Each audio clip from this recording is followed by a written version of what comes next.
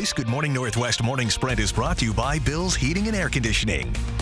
Just about 6:53, time to get you ready to take on your Friday and the weekend with the morning sprint. We have everything you need to know heading into Bloomsday weekend. The Bloomsday Trade Show kicks off today, and our Bronte Swarovski is live with what you need to know for Sunday's big race. But first, let's get to Mark with your Bloomsday weekend forecast. Looks like there'll be showers for the race. Will be. Yes, we're going to see it in our first alert weather, and we're tracking that. Right now, waking up, heading out, temperatures are into the low 40s downtown, mid to upper 30s elsewhere, so not horrible.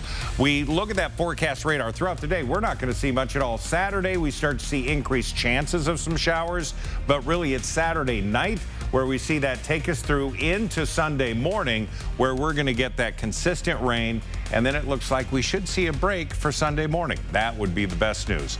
Today, 65 for the high. And the Bloomsday Trade Show is kicking off today starting at 11:30. You can come down here to the Spokane Convention Center, get everything you need for the race, your bib. Even if you aren't running in Bloomsday, you can come down here, check out all the different vendors. That's happening today and tomorrow, all leading up for Bloomsday. And it will be a busy weekend in downtown Spokane with more than 30,000 people filling the streets for Bloomsday and the start of the city celebration of the 1974 World's Fair that completely transformed downtown Spokane. That stuff starts tomorrow with Expo 74's 50th anniversary opening celebrations in Riverfront Park. Starting at 3 in the pavilion, experience poetry, string quartets, cultural dance groups, and choir performances.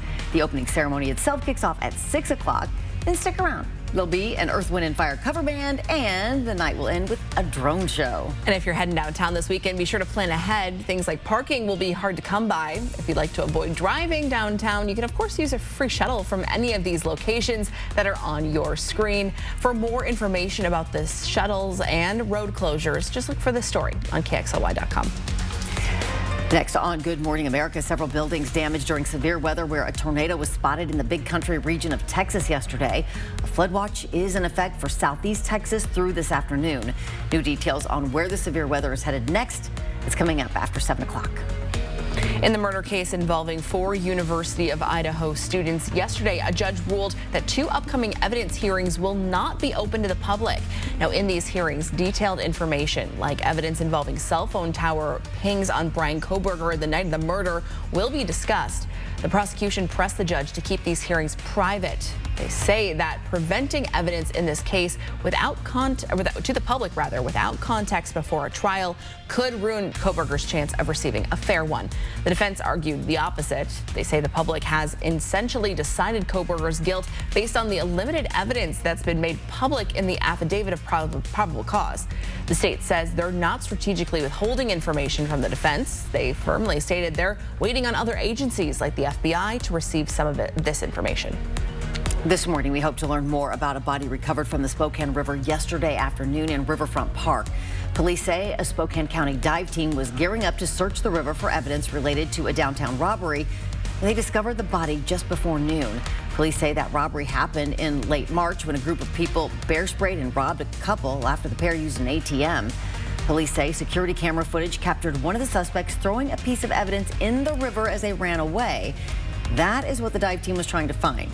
The medical examiner is working to determine the identity of the body found and the cause of death.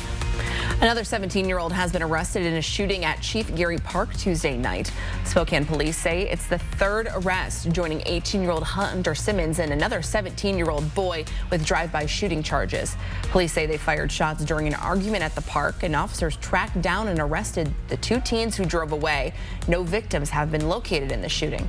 Anyone who knows information about the incident should call Crime Check. That number, 509-456-2233.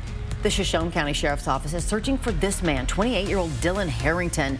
He's accused of killing 2 people in Chesaw, an area in Okanogan County near the Canadian border, in February of 2022. Law enforcement says Harrington was seen running from the property at the time of the murders, and they now believe he's hiding in Shoshone County. If you have any information on where he is, call the sheriff's office there. Check your fridge for this next consumer alert. Walmart is recalling more than 16,000 pounds of its ground beef because it could be contaminated with E. coli. It includes patties and trays of ground beef, ground chuck, and ground sirloin. The U.S. Department of Agriculture said you should throw away the meat or return it to the store where you bought it. Now, so far, there have been no reports of illness. Check your product if it's recalled on the USDA.gov website under recalls. We have a big weekend ahead of us. Mark will have a last check at our Friday and our weekend forecast right after this break.